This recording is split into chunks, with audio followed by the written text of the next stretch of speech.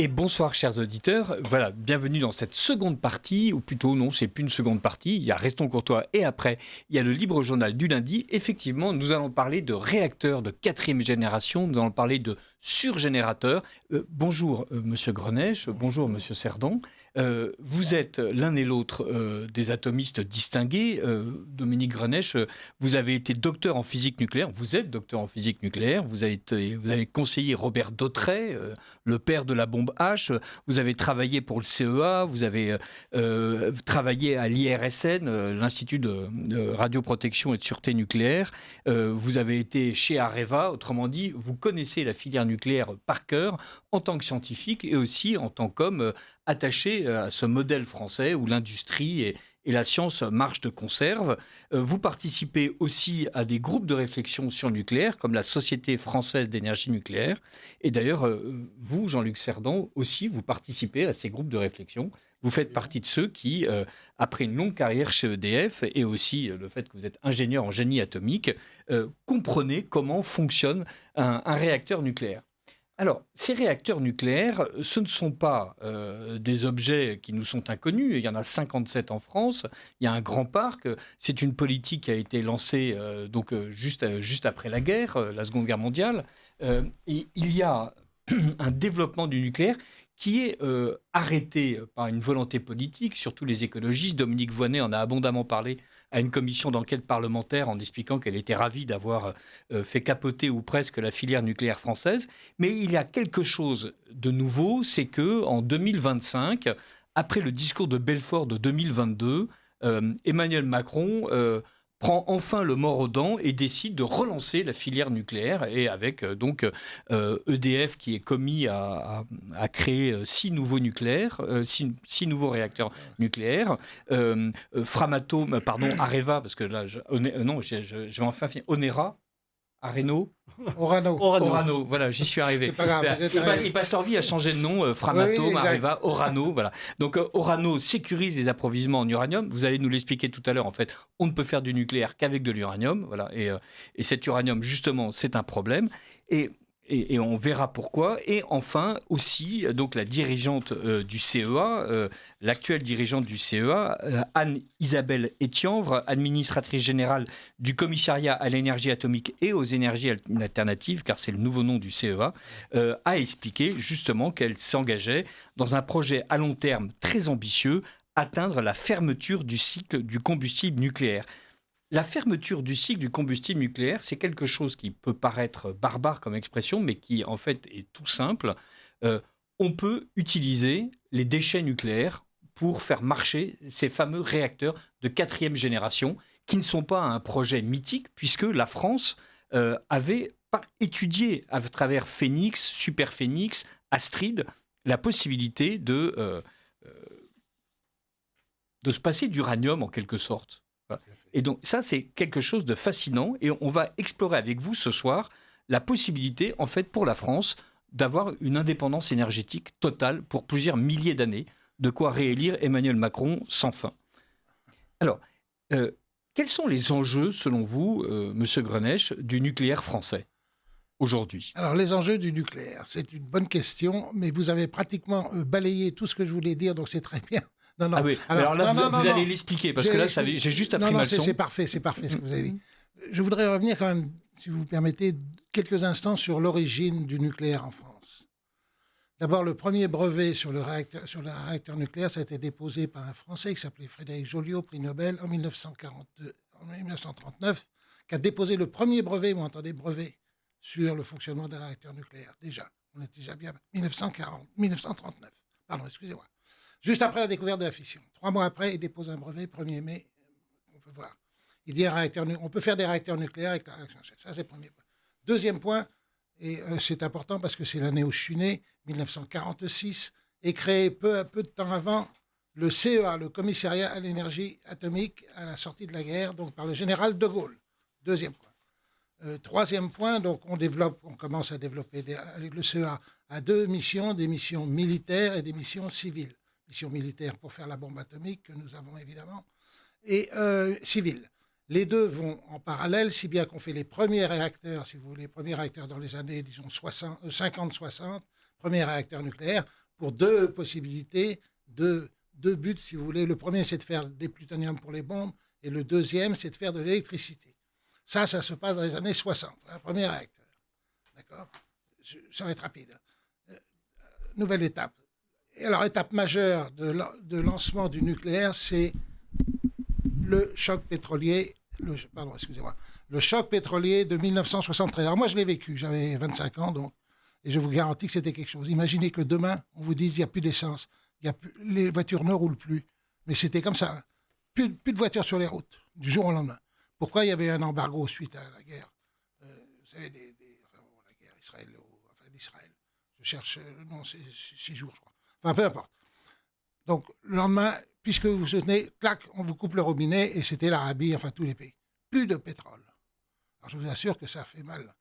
Et donc, les gens qui étaient quand même au pouvoir à ça, ils disaient, qu'est-ce qu'on va faire? Ils ont réfléchi entre eux, et Mesmer est arrivé, je ne me souviens plus de la date, je crois que c'était en mars 1963, il est arrivé un soir à la télévision, et il a dit, nous on a des idées, on va lancer des réacteurs nucléaires. Comme ça, il n'a pas fait d'enquête publique, rien du tout. Il est arrivé, je me souviens de ce discours, enfin, il est lisible sur Internet, il a dit, le gouvernement a décidé de construire 13 réacteurs, et puis il annonce ça comme ça, Pierre Mesmer.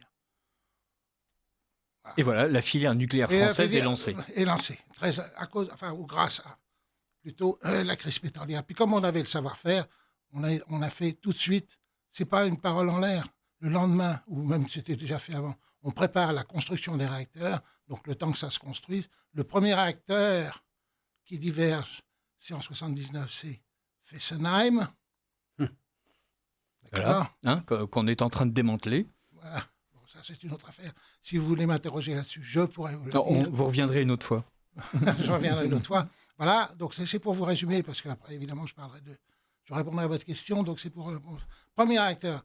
Ensuite, il y a les élections. Donc, c'est Mitterrand qui est élu, qui avait dit dans sa campagne, le nucléaire, j'aime pas trop. Il y en a eu 50 réacteurs qu'on a aujourd'hui ont été construits sous le règne, sous le règne, j'allais dire, excusez-moi, sous la présidence de M. François Mitterrand. On a construit 50 réacteurs en 10 ans. On est allé jusqu'à construire, écoutez-moi bien, 6 réacteurs par an. C'est-à-dire on en construisait un tous les 2 mois. Donc, ce que vous nous dites, c'est que la France maîtrisait à ce moment-là parfaitement l'ingénierie nucléaire. Absolument. C'était donc dans les années 80. On a tout le programme, tous les réacteurs qui éclairent la France en ce moment, les réacteurs nucléaires, ça fait quand même 70% d'électricité. Donc la plupart, il y a 7 lampes sur 10 qui sont éclairées par des réacteurs qui ont été faits dans les années 80. D'accord ? Bon. Donc, vous avez raison, il y a 57 réacteurs, enfin 56 avant, mais 57 maintenant, parce qu'il y en a un nouveau qui vient de démarrer. Il y en avait 58. Et puis, madame, pas de Vinicoinet, mais à l'époque, a décidé, on en chute 2. C'est la seule fois, monsieur, où j'ai été manifesté dans ma vie. C'est le jour de l'arrêt de Fessenheim. J'ai fait un petit discours qui est visible sur Internet, où j'ai dit, en 1 minute, j'ai fait 1100 km aller-retour. C'est la première fois de ma vie que je manifeste.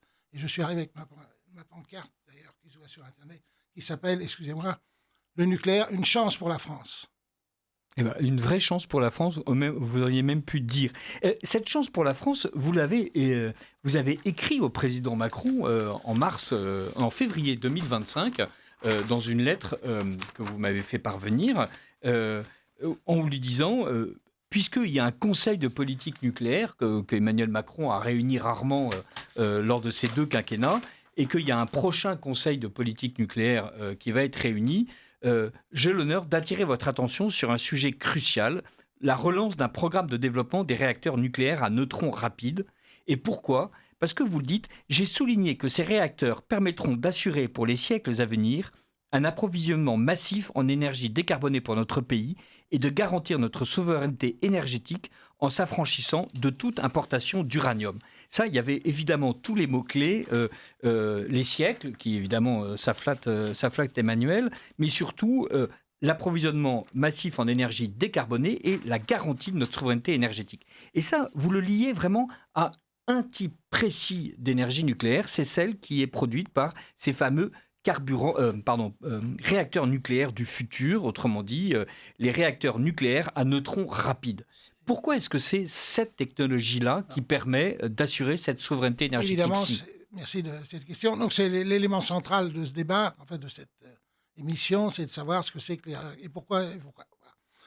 Quand même, un mot d'histoire. On a commencé sur ces réacteurs il y a 50 ans, aussi, en France.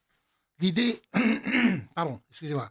L'idée de la surgénération est venue en 1944 d'un Américain qui s'appelle Enrico Fermi, qui a dit pourquoi pas qu'on ferait des réacteurs surgénérateurs. Je vais expliquer ce que c'est.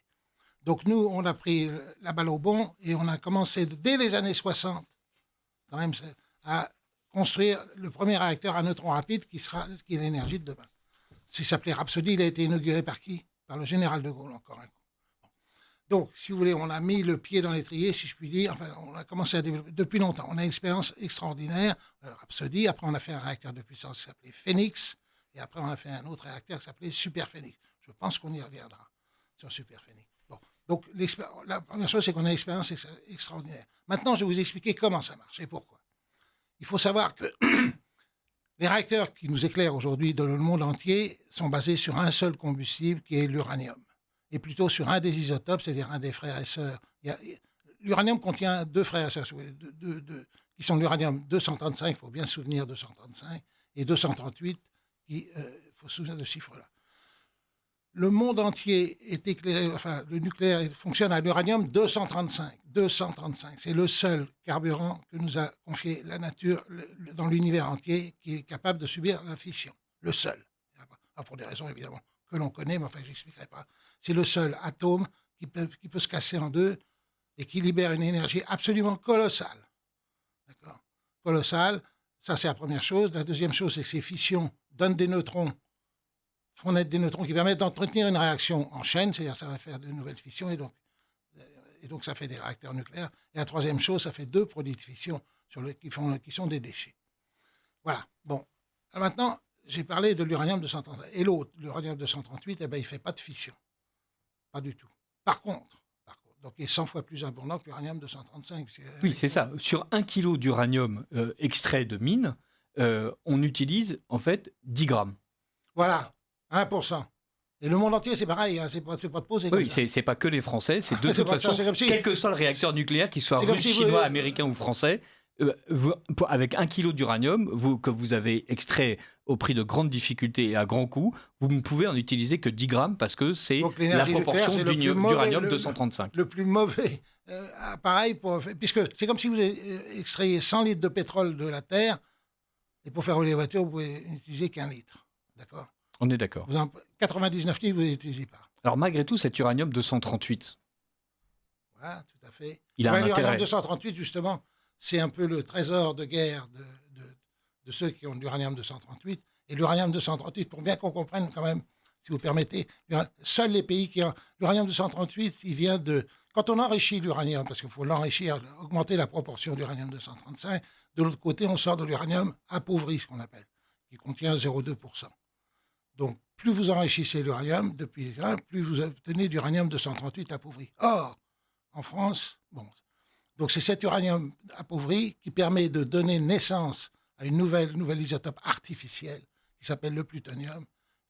C'est par des neutrons, peu importe. Donc, cet uranium 238 qui ne sert pas à faire de fission sur le coup, permet de faire naître un carburant artificiel qui est le plutonium. Et ça, c'est le carburant, monsieur, du futur de vos enfants de petits. Voilà, parce que, donc, uranium 230, 1 kg d'uranium, on enrichit l'uranium 235, on a un produit qui ne sert à rien, entre guillemets, c'est l'uranium 238, mais cet uranium 238, quand on le traite, permet de produire du plutonium, et ce plutonium devient lui aussi à nouveau un carburant nucléaire. Vous avez tout compris, monsieur. Non, mais vous me l'avez très bien expliqué, car j'ai lu un livre, dont je ne peux pas le recommander à tous les auditeurs de Radio Courtoisie, même s'il est passionnant, Les réacteurs nucléaires surgénérateurs, pourquoi, comment et quand ?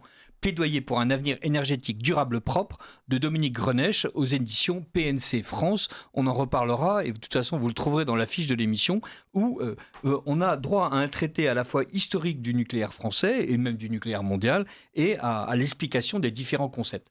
Revenons sur cette histoire de plutonium. Voilà, parce que donc on a 57 nucléaires qui fonctionnent à l'uranium 235, mais vous avez parlé de Rhapsody, vous avez parlé de Phoenix, même de Super Phoenix. Donc depuis 1944, et cette intuition ou cette théorie d'Enrico Fermi, on sait que en fait, on peut faire ce qu'on appelle de la surgénération, c'est-à-dire utiliser autrement l'uranium initial. Petite parenthèse, quand même, je ne peux pas m'en empêcher, c'est dans l'annexe. Je donne le compte-rendu de cette fameuse réunion du 26 avril 1944 dans laquelle Enrico Fermi a présenté son idée. Voilà, juste, je ferme la parenthèse. Excusez-moi. Donc, je reviens à votre question. Encore une fois, ce qu'il faut comprendre, c'est que cet uranium-238, c'est comme si vous fabriquiez de carburant artificiel pendant que votre voiture roule. Et je prends souvent cet exemple qui frappe les esprits, mais c'est le moment. Vous avez une voiture qui consomme 10 litres au 100. Bon. Vous partez, vous avez 10 litres dans votre réservoir. Avec un surgénérateur, à l'arrivée, vous avez 11 litres dans votre réservoir. Pourquoi ? Parce que vous fabriquez de l'essence pendant que votre voiture roule. C'est pareil dans les réacteurs surgénérateurs. L'essence, c'est l'uranium que vous fabriquez. C'est le plutonium. Et l'essence que vous consommez, c'est l'uranium-235. D'accord ? Donc, en même temps que ces réacteurs ont vraiment... C'est un miracle, hein, c'est comme ça, mais on sait le faire. C'est pas des rêves de savants fous, on sait faire. Oui, c'est pas un miracle en fait, c'est de la physique. C'est de la physique la plus sûre et la plus certaine. La plus sûre établie. Il y a eu 12 réacteurs de puissance qui ont été construits comme ça. On a eu 2 en France donc, mais aussi aux États-Unis. En fait, tous les pays ont essayé ça. Parce qu'on peut se poser la question, mais alors pourquoi vous n'avez pas fait ça tout de suite ? Alors ça, j'y reviendrai tout à l'heure si vous voulez bien. Donc je reviens quand même à votre question. Pourquoi votre question, c'était de savoir comment ça marche. Exactement. Donc encore une fois, c'est l'uranium-238 qui, lorsqu'il est percuté par des neutrons, il ne se casse pas en deux, puisque c'est l'autre, c'est son copain qui se casse en deux. Mais lui, les neutrons ne sont pas perdus pour tout le monde, puisqu'il arrive à fabriquer dans le réacteur un nouveau corps fissile, de nouvelles essences, si vous voulez, qui, lui, est fissile. Et ce nouveau corps, ça s'appelle le plutonium. Bon. Donc le plutonium est une espèce de déchet de la fission de l'uranium-235, mais ce déchet est en fait une ressource, si on veut. Il faut juste construire... C'est plus qu'une ressource, monsieur, c'est l'avenir. Je ne vois pas comment, franchement, j'en suis convaincu au fond de mes tripes, si je puis dire, excusez-moi l'expression. Le plutonium, c'est le carburant du futur, l'énergie du futur. Et j'ai dit des centaines d'années à M. Macron, parce que je voulais... En fait, c'est pour des milliers d'années. Oui. Ce qu'il faut dire pour... Jean-Luc Cerdan. Oui, bonsoir. Donc, pour fixer les ordres de grandeur pour nos auditeurs, on a besoin pour un parc tel que le parc nucléaire français aujourd'hui, par rapport à la production d'électricité, il nous faudrait environ 40 tonnes de plutonium en termes de fission. On a un stock aujourd'hui qui est d'uranium appauvri, tel que vous l'avez expliqué, Dominique Greneige, d'uranium-238, oui, qui est de l'ordre approximativement de 350 000 tonnes.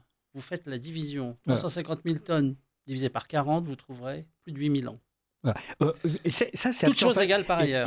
Il faut bien que les auditeurs de Radio Courtoisie comprennent ce qu'on est en train de raconter avec le professeur Dominique Greneige et avec monsieur l'ingénieur Jean-Luc Cerdan. C'est que en fait, tous ces déchets nucléaires dont on nous dit qu'on a du mal à les enterrer et qu'on ne sait pas quoi en faire, qu'ils représentent un danger, sont en fait une ressource formidable pourvu qu'on passe d'un type de réacteur à neutrons lents à un autre type de réacteur, les réacteurs à neutrons rapides, des surgénérateurs qui ne prennent pas l'uranium-235 comme combustible, mais qui prennent le plutonium. Autrement dit, ces déchets nucléaires sont en fait une mine dont nous regorgeons et qui pourraient à eux seuls suffire à entretenir tout le parc actuel pendant 8000 ans, donc de quoi passer quelques quinquennats, mais on s'en fiche évidemment, de quoi faire en sorte surtout que nous soyons totalement indépendants. Nous sommes assis sur une mine d'or de déchets.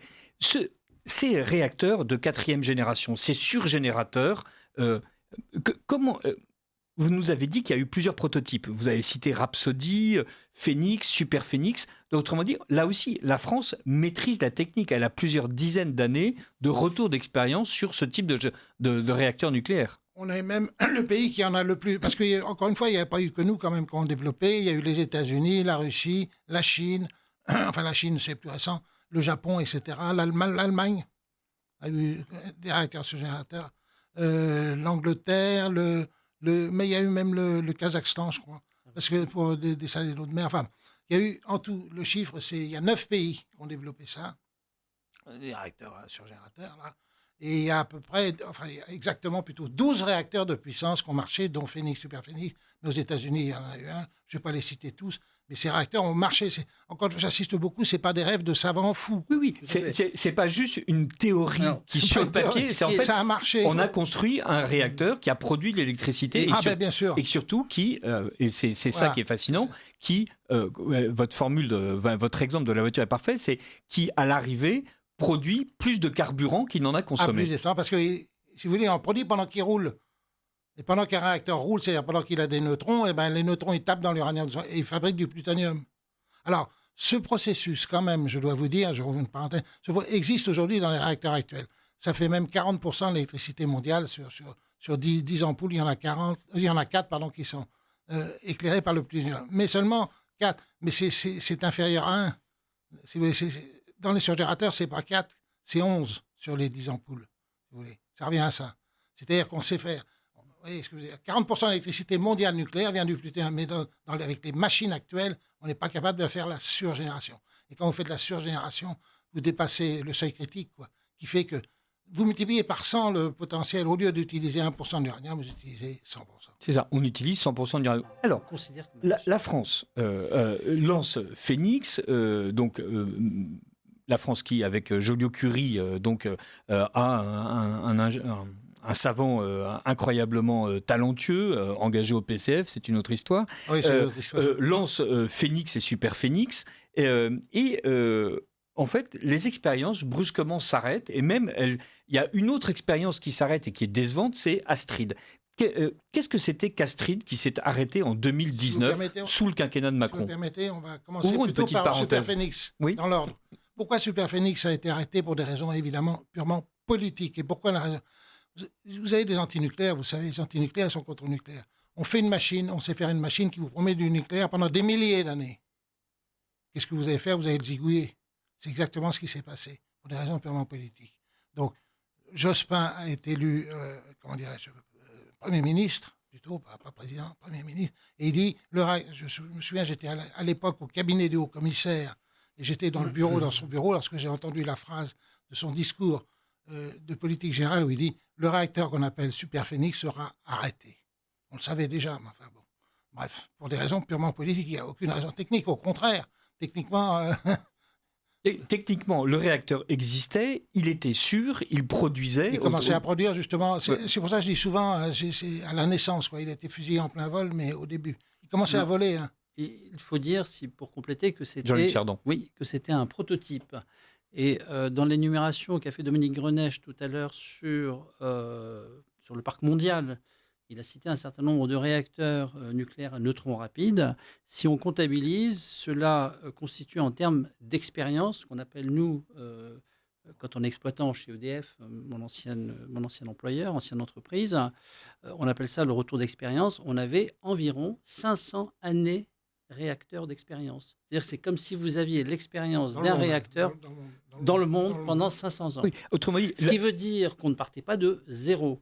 On part avec une expérience et en plus, cette vitrine française, parce qu'on était considéré partout. Bon, j'ai fait un petit passage aux États-Unis. Je me souviens que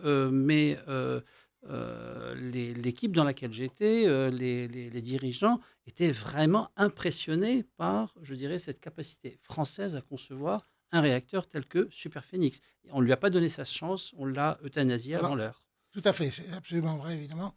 Par contre, il y a deux choses qu'il faut bien avoir en tête pour vos auditeurs. Il y a le réacteur, mais ensuite, il y a ce qu'on appelle l'usine qui va retraiter le combustible. C'est-à-dire prendre le combustible, évidemment, le combustible, c'est des machins solides qu'on met dans le réacteur, qui font des fissions, mais après, ça s'use.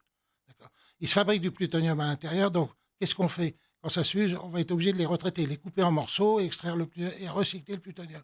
Ça s'appelle une usine de retraitement. D'accord. Alors, je voudrais bien que les auditeurs entendent bien ce que je vais dire. Nous sommes les seuls pays au monde à maîtriser cette technologie. Le seul pays au monde aujourd'hui. Ça, c'est crucial et merci Dominique Greneche de nous le rappeler. Voilà.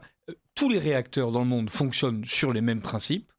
Il y a un pays qui est capable de retraiter les déchets, entre guillemets, de la fission nucléaire des réacteurs classiques, c'est la France. Oui, les combustibles usés, donc voilà. Tout à fait, monsieur. C'est absolument ça, mais j'ai presque tout dit. Il y a la technologie des réacteurs, mais les réacteurs normaux, si vous voulez, peuvent très bien fonctionner sans retraitement, et d'ailleurs, beaucoup ne retraitent pas le combustible. Par contre, pour les réacteurs à neutrons rapides, c'est nécessaire, évidemment. pour récupérer. Mais attendez, et pourquoi du coup, on a dit, quand même, un combustible usé, ça contient quand même un peu de plutonium, ça contient de l'uranium, voilà, de l'uranium qui est encore enrichi. Bref, quand vous prenez un combustible, un combustible qui sort, vous avez 95% de ce combustible qui est de la matière recyclable, c'est-à-dire soit de l'uranium, soit 5% c'est les déchets. Donc, voilà. La France est capable de retraiter 95% du déchet nucléaire. C'est incroyable parce qu'il n'y a pas une industrie qui est capable d'aligner un tel taux de retraitement. En fait, voilà, qu'on songe au charbon, qu'on songe à n'importe quel minerai. Tout à fait. Pour vous donner, Richard, un ordre d'idée, je me souviens quand j'ai commencé ma carrière, quand j'étais jeune ingénieur, j'ai eu la charge de m'occuper d'un certain nombre de réacteurs nucléaires en termes de sûreté, de calcul pour l'exploitation. Et j'ai eu la chance d'avoir Saint-Laurent-des-Eaux en gestion. En gestion. Et donc, j'ai eu à charger... qui était une des centrales nucléaires. Voilà, Saint-Laurent-des-Eaux en 1987, première campagne au plutonium. Ce qui veut dire qu'on avait déjà l'usine, déjà le retraitement. Donc on a toute l'infrastructure et l'outillage. Voilà. Donc il n'y a plus qu'à finalement... Le problème maintenant, c'est juste un problème peut-être de dimensionnement. Mais le système Purex est connu. Oui, le système. C'est celui qui est utilisé pour extraire le plutonium. Voilà. Quand vous dites système Purex, qu'est-ce que Dominique Grenèche ? Purex, c'est la technologie qui est utilisée, disons, c'est le procédé qui est utilisé pour retraiter le combustible, pour simplifier la partie chimie. Parce que c'est relativement simple. Enfin, c'est relativement simple. Non, chacun sait qu'être ingénieur nucléaire est un truc d'une banalité incroyable. C'est une simplicité remarquable. Qu'est-ce que vous faites ? Le combustible usé sort, il est très irradié, vous n'avez pas intérêt à le toucher, sinon vous mourrez instantanément. Bon, vous le mettez déjà dans une usine avec derrière du béton, etc. Qu'est-ce que vous faites ? C'est simple. Vous coupez en morceaux. Littéralement, vous cisaillez, ça devient des petits morceaux. Parce que ce sont des barres, en fait, qui sont mis dans le réacteur. Il est très irradié, donc vous ne pouvez pas le toucher. Il arrive dans des gros châteaux, enfin des machins vachement gigantesques. Il arrive à la Haye, venant d'EDF tous les jours. Bon, vous prenez ce combustible, vous le cisaillez, mais vraiment, il y a une cisaille d'ailleurs qui cisaille carrément tous les morceaux. D'accord ? Et ça tombe dans ce qu'on appelle un dissolveur. Et après, c'est de la chimie. La chimie, donc vous avez essentiellement du plutonium, de l'uranium et deux produits de fission. Donc, qu'est-ce que ça fait, si vous voulez, à la règle, on fait 3 tas. On fait un tas de plutonium, un tas d'uranium et un tas de produits de fission. Les produits de fission, c'est les déchets. C'est les 5%, 5% dont on ne fait rien. Fait. Et le reste, c'est des matières recyclables. Et donc, on a dit, c'est quand même non seulement lamentable, mais c'est, je cherche l'expression, c'est presque criminel de ne pas utiliser ça, quoi. Oui, parce que là, pour le moment, donc effectivement... la France dit, et je citais tout à l'heure un article du Monde sur la manière dont Orano a sécurisé les approvisionnements en uranium, mais on est assis, une fois de plus, sur 235 000 tonnes de déchets, entre guillemets, qui, eux, sont une ressource qu'on a sur place. Absolument. Parce que dans ce qu'on est en train de raconter, et c'est pour ça aussi que dans votre lettre à Emmanuel Macron, vous insistiez sur la souveraineté française, ces 235 000 tonnes dont vous nous disiez tout à l'heure, Jean-Luc Cerdan, qui nous permettent d'avoir 8 000 ans d'autonomie, à parc nucléaire égal, alors, sachant que les besoins en énergie n'ont pas l'air d'augmenter considérablement. Même certaines projections, comme par exemple celles faites par le CRME, ont tendance à expliquer que tous usages confondus, on va plutôt stagner. Donc, autrement dit, on n'est pas en train de dire on aurait besoin de multiplier par 2 ou 3. Mais on construit encore des éoliennes. Mais on va dépenser, on va dépenser 300 milliards dans les éoliennes et les parcs solaires. On va éviter l'arrêt cardiaque. Mais donc, ce qu'il y a de fascinant, c'est que en fait, une fois de plus, vous l'avez dit, et on va le répéter, la France maîtrise la technique non seulement du surgénérateur, mais elle maîtrise la technique du retraitement des déchets. Voilà, mais la France, surtout, est confrontée, comme en fait toutes les grandes nations, au fait que l'uranium, c'est pas comme le sable ou l'eau. Il n'y en a pas tant que ça. Et donc, au contraire, les projections de l'exploitation du minerai d'uranium sont assez préoccupantes, somme toute. Exactement. Vous tombez sur le troisième élément du débat, c'est que l'uranium, il n'y en a pas pour une éternité. Et en plus, non seulement il n'y en a pas pour une éternité, mais on a exploré, disons, les géologues, enfin, tout ça.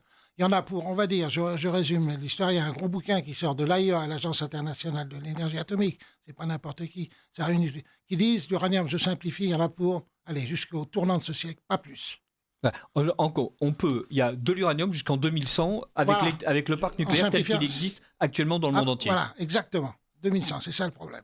Alors, il y en a qui disent « Oh non, il n'y en a pas plus longtemps, etc. » Si on racle, comme je dis souvent, il n'y a pas d'uranium de schiste.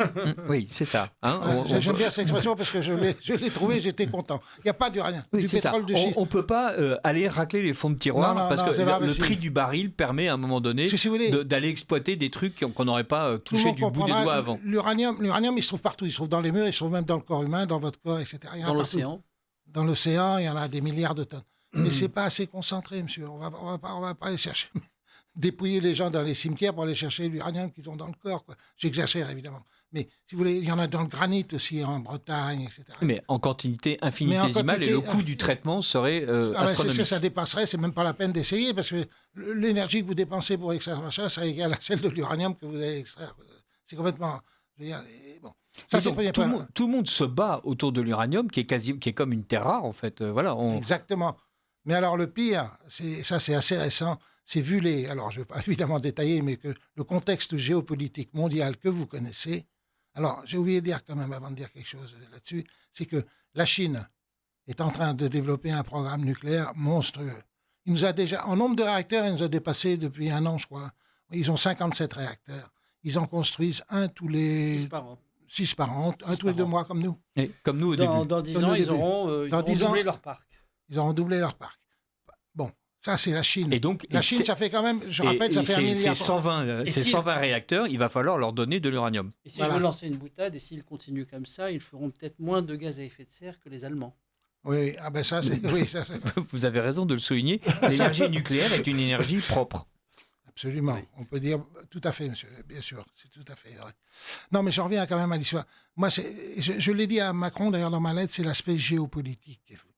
Parce que vous allez avoir de l'uranium, si la Chine demain dit « Attendez, je vous paye 2 fois plus et l'uranium que vous avez au Niger ou je ne sais pas où, moi, je le prends. » D'ailleurs, je vous signale quand même qu'on s'est fait... On a déjà une petite expérience de ça. Le Niger, où on avait des mines d'uranium, on s'est fait virer. Oui, mais en fait, là aussi, c'est pas le sujet. Mais la politique, la diplomatie française sous l'ère Macron a fait en sorte que beaucoup de ressources nous sont désormais inaccessibles. Oui, alors je n'irai pas jusque-là, parce que ça, c'est... Oui, mais moi, je peux me permettre... Vous avez peut-être raison. Mais si vous voulez, moi, je me contente de dire, on a des réserves, heureusement, parce qu'on n'a pas d'uranium sur le sol français. On en a eu, mais on n'en a plus. Donc, on va en chercher ailleurs. Effectivement, l'article du Monde que vous évoquez tout à l'heure, et c'est vrai, je suis le premier à dire, on a quand même diversifié nos approvisionnements. Il y en a au Canada, il y en a au Kazakhstan. On est en train d'essayer. Mais si vous voulez, le problème, c'est que même si on est en Australie, etc., demain, la Chine, qui va avoir 10 fois plus, ils vont jusqu'à, enfin, dans les prévisions, de 2050, moi, je relisais tout à l'heure, justement, les prévisions de l'AIEA. En 2050, il y aura au moins un facteur 3 ou 4 de plus de réacteurs nucléaires dans le monde, dont la Chine, qui en aura largement, enfin 2 ou 3 fois plus que nous. Bref. Et donc tout le monde se battra sur le même gâteau. Le paramètre important que j'ai oublié de dire, c'est que la Chine, elle n'a pas d'uranium, ou très peu. C'est comme ça, ça doit être un territoire immense, géologique, ça, j'y connais rien, mais enfin, j'y connais rien. C'est plutôt plutôt des massifs sédimentaires, donc c'est pas... Bon, bref. Mais elle a beaucoup de terres rares qui servent aux éoliennes, je reviens là-dessus. Oui. Et d'ailleurs, elle est en train... Attention, il va me fâcher, lui. Elle est en train d'en organiser la raréfaction, d'ailleurs, donc on va vers une disette... Donc, alors, si vous voulez, donc la Chine, c'est pas le seul pays. Donc la Chine, qu'est-ce qu'elle fait? Je dis, elle n'a pas lu mon bouquin, mais elle savait qu'il y avait des surgénérateurs. Donc, qu'est-ce qu'elle fait? Elle construit des réacteurs surgénérateurs.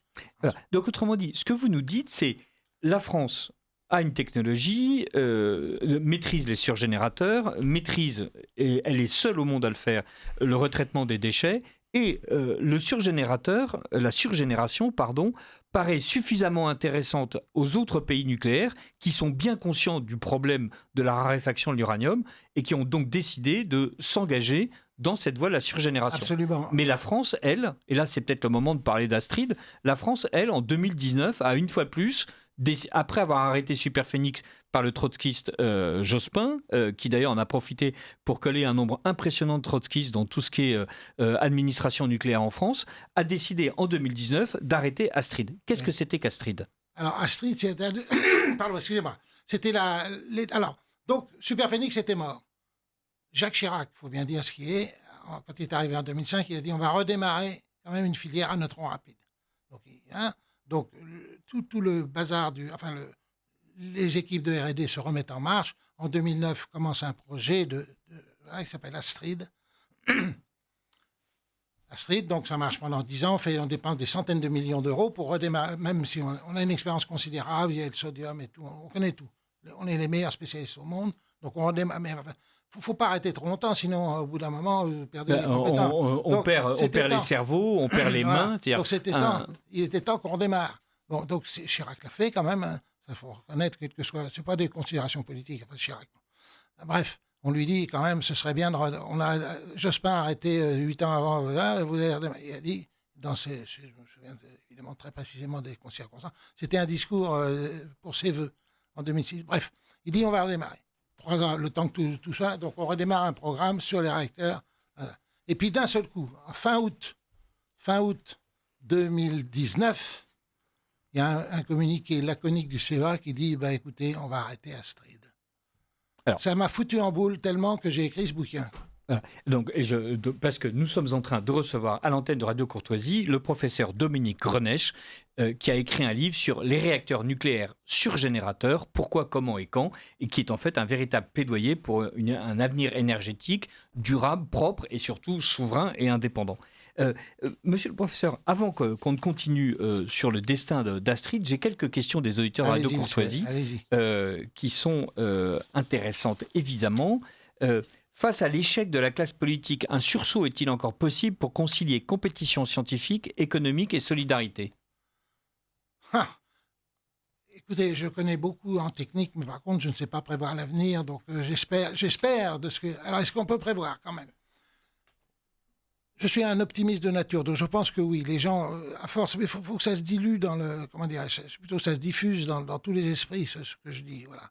Et le temps, pour l'instant, a divisé pas mal l'esprit, mais ce qu'il faut, c'est que les politiques, il y en a quand même qui sont d'accord, hein, bien sûr. Et j'en connais même d'anciens très hauts politiques qui sont parfaitement d'accord avec ce que je dis. Je ne suis pas le seul de cette idée. Donc, le problème, c'est d'en convaincre suffisamment pour qu'on redémarre à nouveau. Alors, ça a été fait donc, par le Conseil de politique nucléaire, qui a enfin, suite à ma lettre... on parle du Conseil de politique nucléaire, donc, qui est le 27 mars 2025...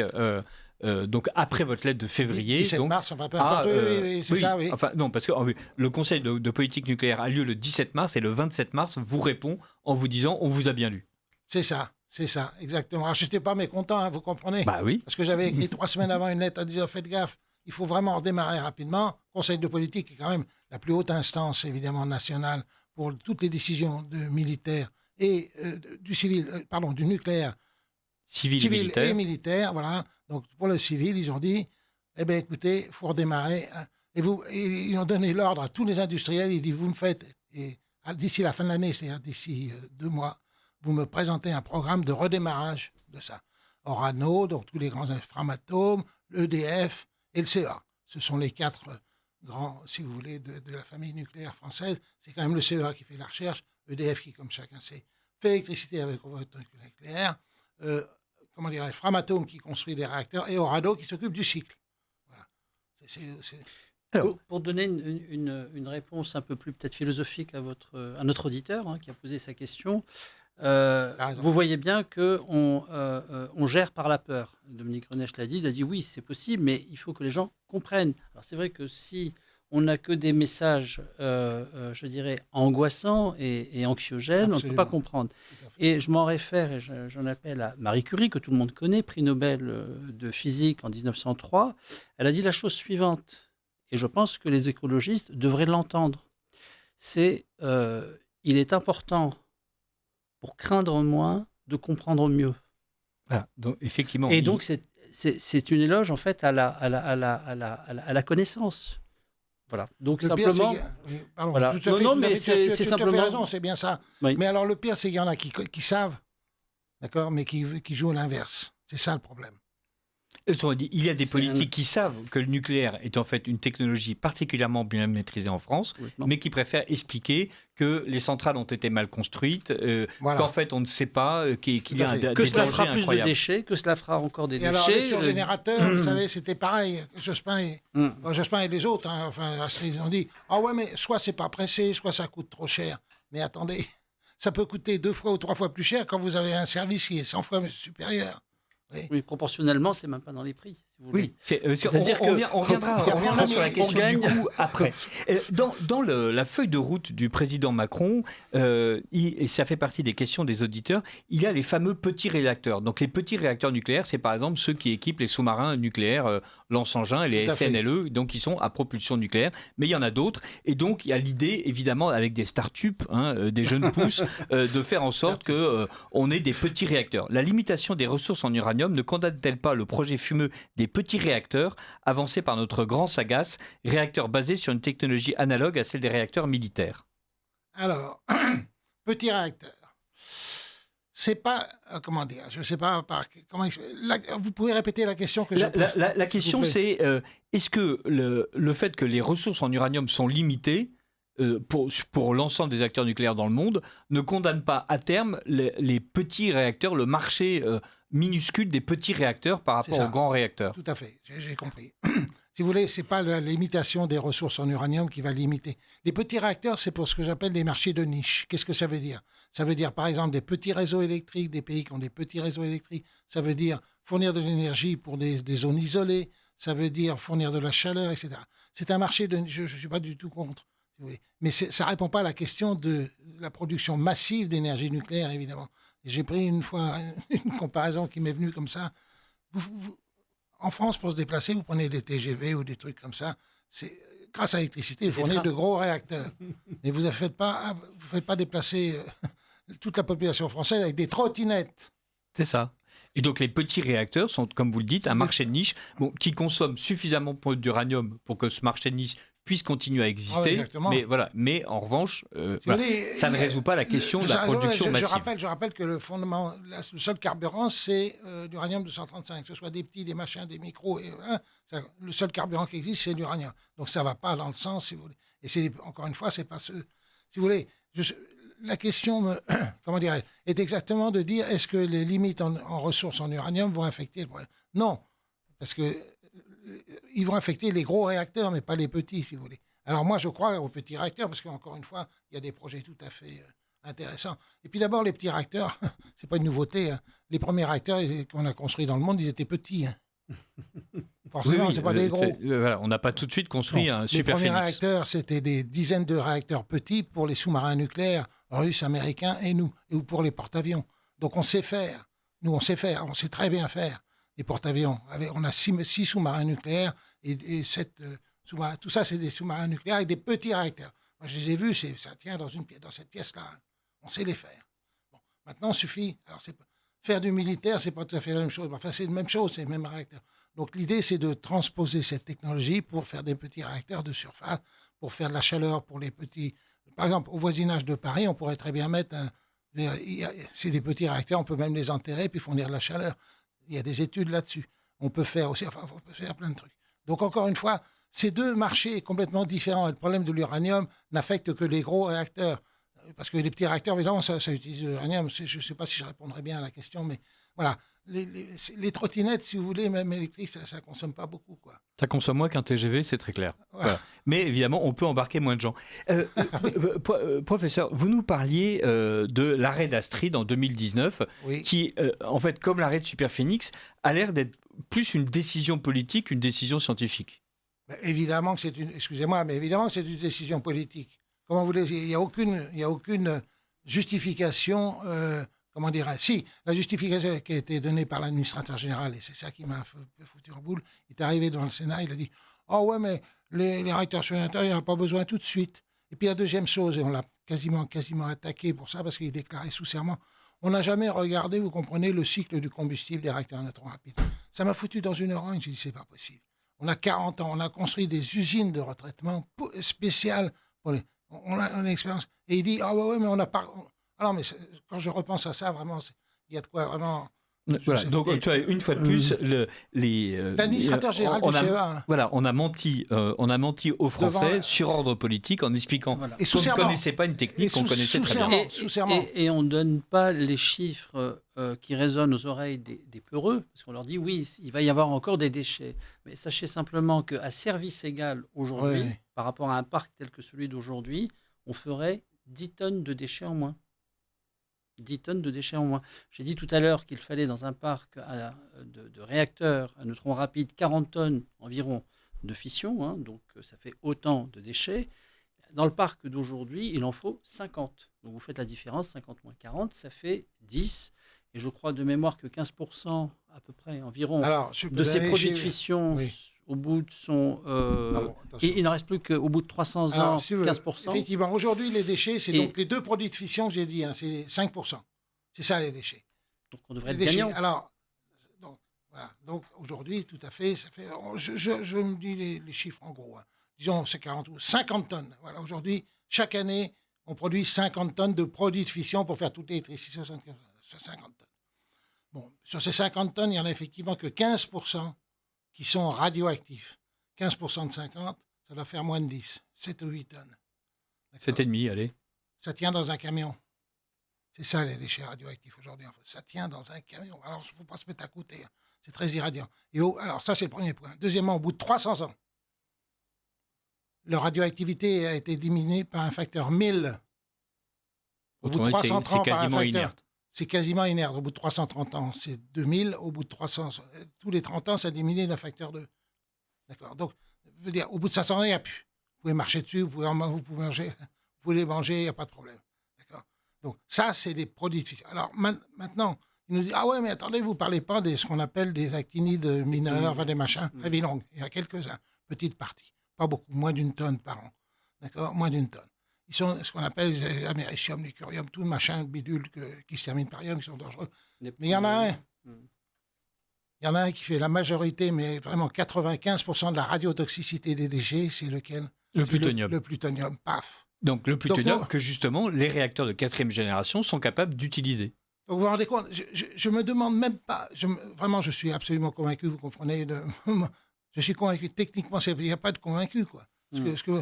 Comment voulez-vous ne pas avoir recours à une telle technologie qui vous supprime 90% ou plus de la radioactivité, enfin de la radiotoxicité. Le plutonium, c'est quand même assez radiotoxique. Je ne conseille pas à vos auditeurs d'en prendre un petit gramme tous les matins au petit déjeuner. C'est quand même très radiotoxique. Alors, j'ouvre une minuscule parenthèse. Il y a une exposition qui vient d'ouvrir au Musée des Arts et Métiers sur les flops industriels. Et parmi ces flops industriels, il y a les crèmes de beauté irradiées. Qui ont été vendus pendant quelques années. Voilà. Donc il y avait même des langes pour les bébés, enfin des choses. Voilà. Donc, du Prova Radio. Donc on s'est rendu compte qu'en fait c'était dangereux. Voilà. Et, revenons au plutonium. Donc ce plutonium, on sait qu'il est capable de nourrir en fait les réacteurs, les surgénérateurs. Oui, tout à fait. Et comme le dit un auditeur, comment expliquer après une série de bonnes décisions cette série de mauvaises décisions? Des fois, je me pose la question. Encore une fois, la première mauvaise décision, c'était Superphénix, d'accord? Et Superphénix, c'est vraiment politique, quoi. Parce que, encore une fois, l'idée, c'est vous aviez quand même des gens qui se battaient, mais vraiment au sens propre du terme, contre Superphénix. Il y a même eu un mort. Ils ont attaqué Superphénix au bazooka, d'accord? Donc il y a des dingues, quoi.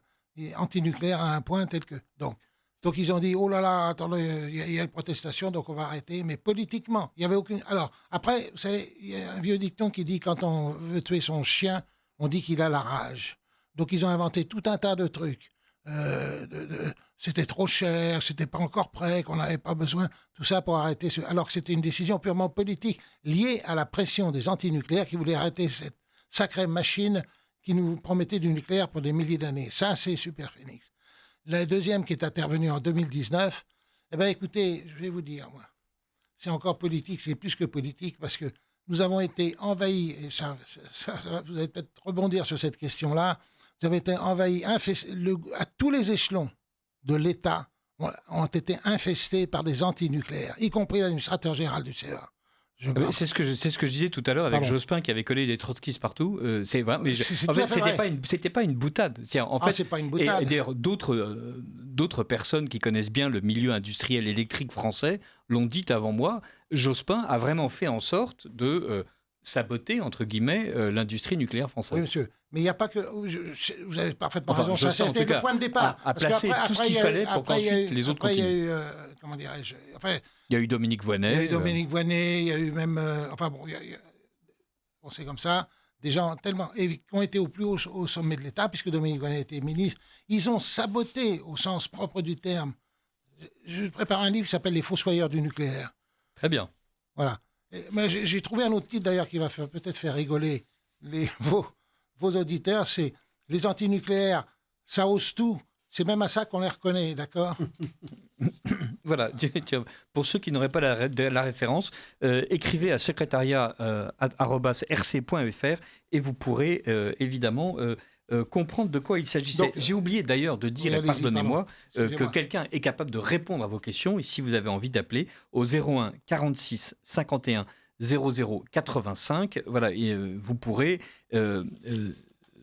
nous téléphoner les questions que vous auriez envie de poser à monsieur le professeur Grenesch. Un auditeur va un peu plus loin que vous et il explique que en fait, le gouvernement actuel a été placé justement pour détruire l'indépendance et la souveraineté française. Autrement dit, il est presque logique que des projets comme celui du générateur soient politiquement barrés depuis plusieurs années. D'accord. Gouvernement actuel, je ne sais pas, parce que je ne pense pas quand même que... Au moins actuel, hein, je parle passé, oui. Maintenant, après, on rentre dans le... Mais maintenant, ce que vous nous dites, c'est que le Conseil de politique nucléaire, au contraire, a l'air d'avoir enfin Macron, pris... Attendez, encore une fois, il a fait... J'ai dit, à la fin, sur ma pancarte, dans mon petit discours, j'ai dit, Macron, il avait le choix entre deux choses. Ou l'intérêt de la France redémarrer, ou son propre intérêt électoral. J'ai dit oui. Je termine, c'est visible sur Internet, hein, vous pouvez voir ma vidéo. J'ai dit, il a choisi son intérêt électoral, c'est dégueulasse. Voilà. Mais donc... Ça, c'était pour Fessenay. En 2025... Et en 2025, alors je ne sais pas... Divine surprise. En 2022, déjà, il redémarre le nucléaire en général. Et en 2025, le 17 mars, il dit on va redémarrer. Comment voulez-vous qu'une industrie puisse résister, comme le nucléaire, puisse résister à de tels changements d'orientation? C'est pas possible. Monsieur, j'ai vécu ça pendant 15 ans. Ça s'appelle la traversée, c'est plus que la traversée du désert. C'est un véritable mise à mort du nucléaire. Comment vous voulez vivre une industrie, enfin mise à mort? Heureusement, on n'a pas arrêté les réacteurs, on s'est contenté d'en arrêter 2. Mais c'était marqué dans la loi, hein, ils voulaient arrêter le nucléaire. Tiens, cette année, la première PPE disait on arrête tous les réacteurs en 2025. Puis quand même, ça a duré quelques mois, ils ont dit non, ça c'est une connerie, on va repousser à 2035. C'est toujours en 2035 qu'on doit arrêter le nucléaire. Oui, ça, ce n'est pas... Il y a toujours cette menace, cette épée de Damoclès qui est suspendue au-dessus d'une filière qui, une fois de plus, est une filière d'excellence et qu'on maîtrise vraiment de A à Z. Tout à fait, absolument, monsieur. Ça, c'est le nucléaire en général. Alors, on a parlé donc des surgénérateurs, j'en parle plus, mais le nucléaire, c'est ça. Alors, heureusement, c'est le cancer, je dirais, qui a été métastasé. C'est quand même ça. Le cancer antinucléaire à tous les niveaux est en train de guérir, quand même, je crois. Enfin, est en train de guérir, on le voit. Mais on se dit mince, sauf dans certains pays comme l'Allemagne, mais je crois que même l'Allemagne va finir par céder, quoi.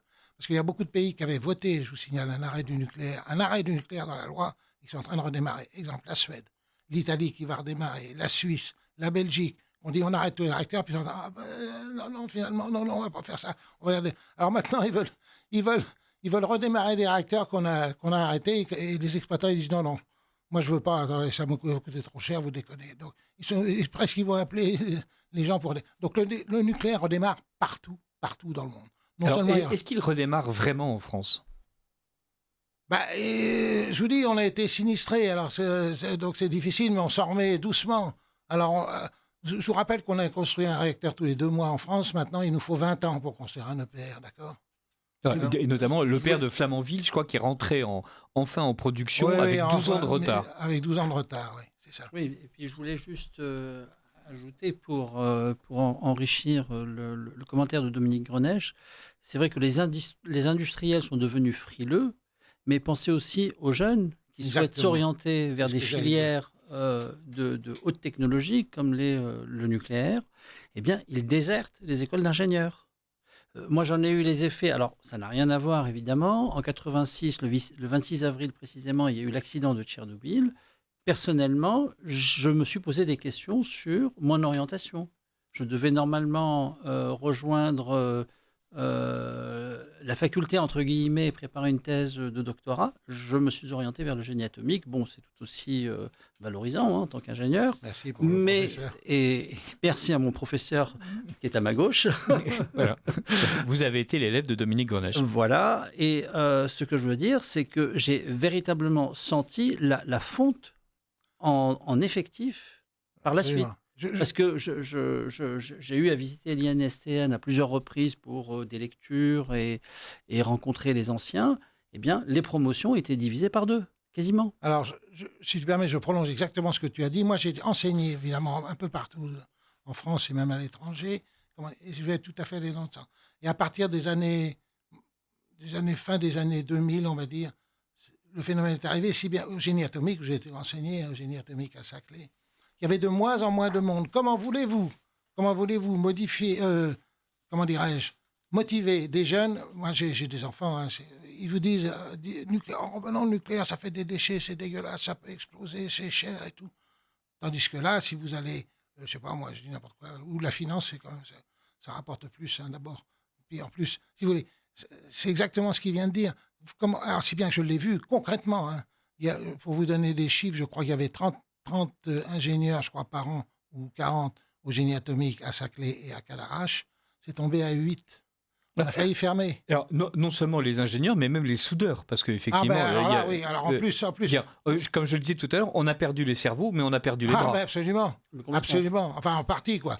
Pas totalement, mais la preuve, c'est qu'on a quand même survécu. Mais c'est pour ça que le nucléaire, non, je crois qu'il redémarre quand même dans les esprits français, même en politique. Vous savez, il y a un récent sondage, enfin il y en a plein, mais qui a montré qu'avant, 50% seulement des Français soutenaient le nucléaire, mais ils sont aujourd'hui 75%. Et ils ont compris que c'est l'indépendance énergétique qui est au bout du chemin nucléaire. Donc, comme les politiques, quand même, ils sont en fonction de leurs électeurs, ils vont dire, attendez, non, moi, je ne veux pas rater les... Donc, honnêtement, c'est en train de rechanger, quels que soient les politiques, y compris. Alors, sauf si, évidemment, si c'est la France insoumise, ils sont insoumis, quoi. Donc, mais même les socialistes, ont changé. Les socialistes, j'espère, se souviendront que vous nous le rappeliez tout à l'heure, que François Mitterrand a été, pendant ces 2 septennats, l'apôtre du nucléaire français. Ah ben oui, alors qu'il avait dit, mais ça, c'est des problèmes politiques. Mais franchement, je vous assure, ça c'est vrai, c'est évidemment vérifiable. On a 57 réacteurs aujourd'hui, c'est ça, 56 plus 1, ça fait 57. Il y en a bien une cinquantaine qui ont été... le premier, je rappelle, était Fessenheim en 79, Mitterrand est arrivé en 81, et il s'est construit jusqu'à 6 réacteurs par an. Et donc, quand il est sorti du septennat, je crois, d'ailleurs, c'était en deuxième septennat, 95, je crois. C'est ça, puisque 2 x 7, 14, ça fait ça. C'est arrivé en 81, 95. Tous les réacteurs étaient construits qu'on a aujourd'hui, qui nous donnent tous les 56 réacteurs. C'était 58 moins 2, encore une fois. Ça nous arrive rarement à cette antenne, mais merci François Mitterrand. Et il y a en ce moment, vous l'avez dit, un parc nucléaire français qui est vieillissant. Il y a des technologies d'avenir, mais qui, entre l'arrêt de Superphénix et l'arrêt d'Astrid, ces technologies restent au stade du prototype. Est-ce qu'on est capable, entre 2025 et 2045, d'industrialiser la surgénération en France? Alors, votre question appelle la réponse suivante. D'ici 2045, la réponse, malheureusement, est non. Industrialiser, ça veut dire... non. Industrialiser, c'est développer... Industrialiser, attendez. Est-ce qu'on est capable de relancer une filière industrielle de telle sorte qu'on soit capable de mettre en chantier plusieurs surgénérateurs? J'étais brutal en disant non. Si c'est ça votre question, industrialiser, ça veut dire que toute l'électricité... Non, c'était en fait de dépasser le stade du prototype pour arriver au... Excusez-moi, j'ai fait une erreur. Du oui, bien sûr, réacteur. Bien sûr, mais il faut le faire vite, quoi. Voilà. Faut le faire vite. Comme je dis souvent, est-ce qu'il n'est pas trop tard? Je dis non, il n'est pas trop tard, mais ça ne va pas être tardé. Ça va pas trop tarder à être trop tard, quoi. Donc on est capable... Le général McDouglas le disait bien. Le général McDouglas, je cite ça souvent dans la conclusion, parce que j'ai fait vraiment une centaine d'articles. Les batailles perdues se résument en 2 mots, trop tard. Voilà, et donc ça, c'est McDouglas, donc général américain de la guerre du Pacifique. MacArthur. Oui, Douglas MacArthur, c'est pas grave. Okay. Et donc, on est capable, Donc en la fait... réponse est oui, excusez-moi, j'ai répondu non tout à l'heure, mais en La réponse est 2045, et j'espère, parce que sinon ce sera vraiment trop tard, quoi. Sinon, qu'est-ce qui va se passer? Ils vont dire, oh ben si on ne les construit pas, oui, qu'est-ce qu'on va faire? On va acheter chinois. Eh ben moi, je préfère mourir, quoi, que d'entendre une connerie pareille.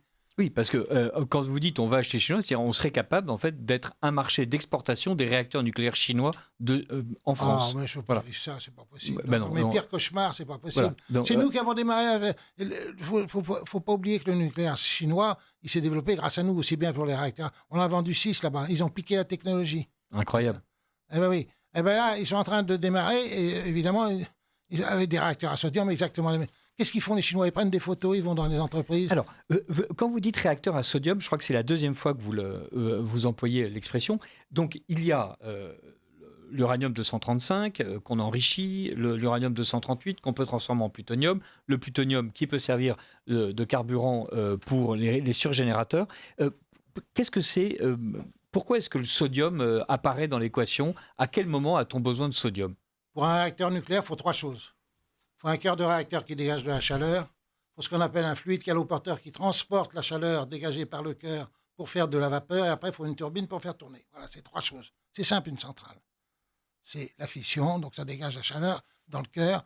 Il faut évidemment un fluide, ce qu'on appelle fluide caloporteur, qui transporte les calories produites dans le cœur pour les produire la vapeur dans ce qu'on appelle un générateur de vapeur. Et ensuite, cette vapeur, qu'est-ce qu'elle va faire? Elle va faire tourner une turbine, puis un alternateur, et puis l'électricité qui vous éclaire. Voilà, c'est aussi bête que ça.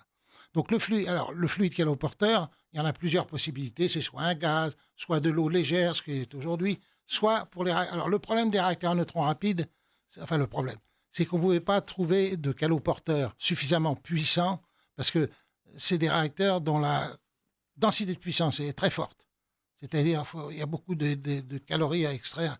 Et l'eau, ça ne pouvait pas être utilisé parce que ça ralentissait les neutrons, mais même, on ne peut pas utiliser un gaz, on ne peut pas utiliser... Il fallait utiliser un métal liquide, voilà. Oui. Et lors de du 26 avril 1944, cette fameuse réunion, il a dit, Fermi, écoutez, il y a 2 possibilités, c'est d'utiliser soit du sodium, soit du plomb. Et pourquoi le sodium est préférable au plomb? C'est le meilleur caloporteur, c'est celui qui emporte le plus de calories en minimum. Donc, il n'y a pas... Et tout le monde, d'ailleurs, les 12 réacteurs, je dis, tout le monde s'en est aperçu, et donc tout le monde, que ce soit en Autriche, en Allemagne, excusez-moi, quel lapsus. En Allemagne, tous les pays qui ont construit des réacteurs ont construit des réacteurs au sodium. Pourquoi? La réponse est simple, c'est le meilleur fluide caloporteur de tout. Alors, mais en même temps, le sodium présente un risque, c'est les risques d'inflammation du sodium. Oui, c'est vrai. Par exemple, dans les surgénérateurs, mais aussi, nous dit un auditeur de Radio Courtoisie, dans la centrale solaire Eurelios, qui comprend une chaudière au sodium. Donc, comment vous pouvez expliquer le risque d'inflammation du sodium? Ça fait bien plus de mal, mais ce n'est pas pour le sodium. Bon, bref, je ne sais pas. Alors, je ne réponds pas à la question. Donc, pourquoi, excusez-moi, la question... En fait, est-ce qu'il y a un... On a parlé des déchets nucléaires comme étant un risque. Est-ce que le fluide caloporteur, autrement dit le sodium, ne présente pas lui aussi un risque? Oui, monsieur. Évidemment que ça présente un risque. Je ne sais pas si vous avez je suppose que vous avez déjà mis un bout de sodium dans de l'eau. Qu'est-ce que ça fait? Pour moi, le sodium, c'est du sel. Donc, ah non, mais si vous prenez le métal... sodium. Si vous mettez un métal sodium, moi j'ai eu ça quand j'étais gosse dans ma classe. Il y a un gars le prof, il mettait un morceau de sodium dans l'eau, du sodium solide, quoi. Sodium pur. C'est terrible, quoi. Vous savez combien il y en a dans ce superphénix? Attendez, je vais vous faire peur. 5000 tonnes. Ah oui. Ah oui, c'est très exothermique. Voilà. Donc, eh bien, écoutez, qu'est-ce que vous voulez? Des fuites de... Alors, la cuve, si vous voulez. D'abord, le gros avantage, quand même, un des gros avantages qui est rarement souligné des réacteurs à neutrons rapides, c'est qu'il n'y a pas de pression. D'accord? Donc, vous n'avez pas besoin de faire des tuyaux vachement résistants. Il n'y a pas de pression. C'est du sodium liquide. C'est une cuve, comme une cocotte minute, qui contient plein de sodium liquide, qui est rempli de sodium liquide. Et puis, dedans, vous mettez le plutonium. Et puis, ça, c'est le réacteur. Pour expliquer pourquoi il n'y a pas de pression, c'est en comparaison aux réacteurs d'aujourd'hui qui sont à hausse sous pression, du fait que le caloporteur qui est de l'eau, donc qui transporte les calories, a une température qui monte à 320 degrés. Et si on ne veut pas que cette eau boue, il faut la mettre sous pression qui est l'équivalent d'à peu près de 155 bars. Oui, Voilà, c'est ça. c'est la pression de... Voilà. Donc tous les tuyaux et tout ça, tous les problèmes de fuite, etc., vous avez tout à fait raison, évidemment, tu as tout à fait raison. C'est des tuyauteries, quoi, mais des tuyauteries avec des pressions de 155 bars, il faut faire des gros. Hein. Faut faire la cuve, elle fait 35 cm d'épaisseur d'acier. Il n'y a pas intérêt à ce que ça pète. C'est la pression hydrostatique que vous trouvez à 1,5 km sous l'océan. Voilà. Donc Alors que les surgénérateurs Non, n'ont pas bah, besoin de... voilà. La pression Donc le atmosphérique. danger, il ne vient pas du sodium, je suis désolé. De toute façon, des fuites de sodium, vous pensez qu'il y en a eu des tas. Alors, On il les y a des maîtrise gaz inertes. parfaitement bien. Il y a des gaz inertes. Il y a, Oui, des- non, il y a- mais- il y a- oui, il y a des non, gaz mais rares qui même- sont là pour Oui, non, mais justement si vous voulez, éviter alors, le- ce qu'on a fait, alors, le c'est une bonne contact. question quand même. Je vais expliquer à vos auditeurs. Comme pour être complet. le contact au sodium avec de l'eau, ça fait pchit, on a voulu, et que le sodium est un petit peu radioactif, un petit peu quand même, si ça fait pchit, on sait parfaitement maîtriser. Hein, ça se fait. Je vous dis, il y a eu des tas de fuites, il y a eu des dizaines de réacteurs où il y a eu des fuites. Mais comme c'est un peu radioactif, on ne veut pas que ça parte dans l'atmosphère, et donc on a mis un circuit intermédiaire qui permet sodium, purement sodium, qui échange le sodium primaire qui est légèrement radioactif avec du sodium secondaire qui lui n'est pas radioactif, et ce sodium secondaire fait de la vapeur dans un, voilà. Donc on a mis, alors ça coûte cher, mais enfin pour ça répond à la question, je pense. On a mis un truc intermédiaire.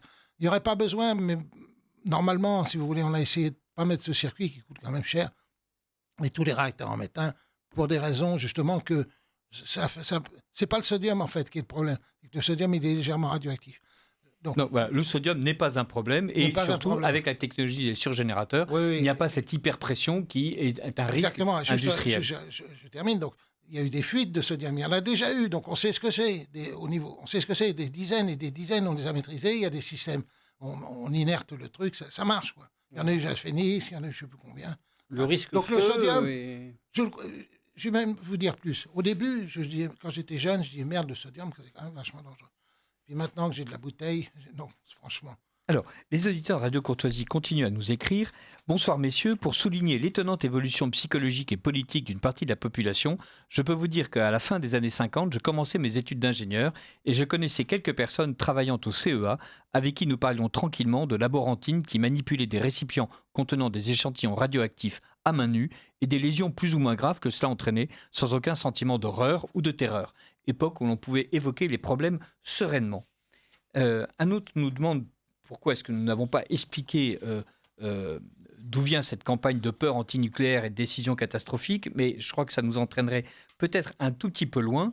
Et un autre auditeur nous demande, et c'est peut-être dans les dernières 10 minutes qui nous occupent la manière dont on va orienter la discussion, ne serait-il pas souhaitable de cesser d'exporter de l'électricité vers l'Allemagne pour montrer ce qui attend ceux qui décident de fermer les centrales nucléaires? L'Allemagne nous approvisionne-t-elle par exemple en gaz? Non, voilà. Non, l'Allemagne, non. L'Allemagne, non. C'est une question très, très pertinente. La dernière question, non. La réponse, non. On n'apporte pas. Non, justement, c'est ce que souligne à contrario. Dire, puisque l'Allemagne ne nous approvisionne pas en gaz, on pourrait très bien la sevrer de l'électricité nucléaire française. Alors, c'est un peu ce qu'on fait. Il faut voir que l'électricité, justement, comme vous le savez sans doute, c'est un marché européen. Il y a des plaques, tous les réseaux européens sont reliés. Donc, ce n'est pas le cas forcément de tout. Mais là, pour l'électricité, on est obligé. Donc, alors après... C'est un système vachement compliqué vous savez ce que j'ai dit? Une fois, il y a un gars qui m'a expliqué ça, comment ça marchait. Je dis, moi, je préfère faire de la physique nucléaire, c'est beaucoup plus simple que de comprendre comment. Bon, bref, les réseaux sont interdits. Alors, ça dépend des offres, du prix, du marché. Enfin, c'est à la seconde près ou toutes les secondes, si vous voulez, il y a l'offre et la demande. Allô, est-ce que tu as de l'électricité? Non, on voit comment fonctionne un marché. Voilà. Et voilà. donc, c'est ça. Non, mais c'est ça pour l'électricité. Alors, il y a des pays. Il y a des pays, donc, comme l'Allemagne, qui de temps en temps, quand il n'y a pas d'éolien, quand il n'y a pas de vent et pas de soleil, qui ont besoin d'électricité, et comme nous, on a le nucléaire, on peut leur fournir. Donc, on leur vend l'électricité. Le prix varie. Alors, ça peut être... en général, c'est cher. Ça en fait un peu de bénéfice là-dessus. Voilà, on en fait un peu avec, malgré l'accord sur le nucléaire historique, l'AREN, qui est une galère. Mais on ne va pas rentrer là-dedans. C'est plutôt, rentrons en fait dans l'histoire du coût.